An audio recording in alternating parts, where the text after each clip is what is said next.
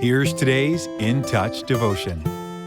Today's scripture reading is 1 Samuel chapter 13, verses 5 through 14. Now the Philistines assembled to fight with Israel, 30,000 chariots and 6,000 horsemen, and people like the sand which is on the seashore in abundance.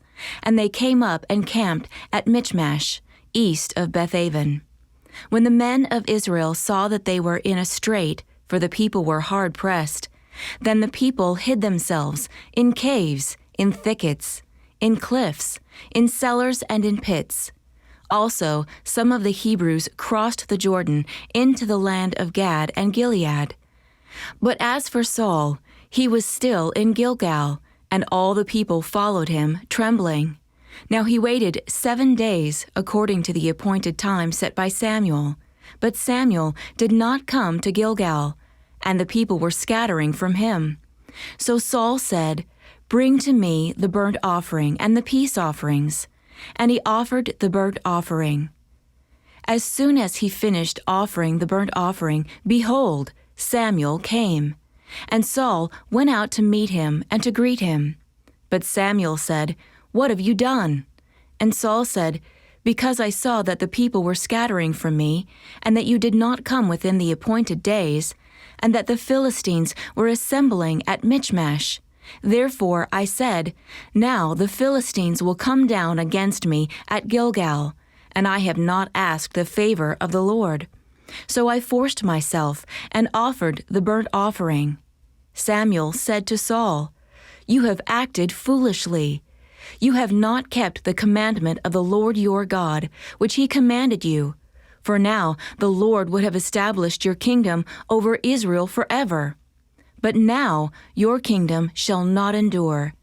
The Lord has sought out for himself a man after his own heart, and the Lord has appointed him as ruler over his people, because you have not kept what the Lord commanded you." Saul had everything going for him. Besides being the son of a highly respected man, he was tall, handsome, and impressive in appearance. Since God chose him to lead Israel at a time when the nation faced formidable enemies, we can surmise he was also courageous and charismatic. Even the prophet Samuel spoke admiringly of him. "There is no one like him among all the people." But Saul spent much of his reign out of step with God. His errors in judgment stemmed largely from an inflated sense of self-importance.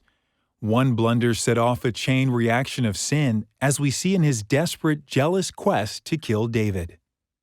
When people think more highly of themselves than they should, they stop relying on divine guidance. Saul thought he knew better than God. He ignored the law and offered a pre-battle sacrifice in Samuel's place, despite explicit instructions to wait for the prophet. Because Saul refused to submit to God's command, the Lord gave the kingdom to someone who would obey. Pride always drives us away from God's path, but the Lord gladly welcomes back the wayward. Blessing and joy await those who walk in step with Him.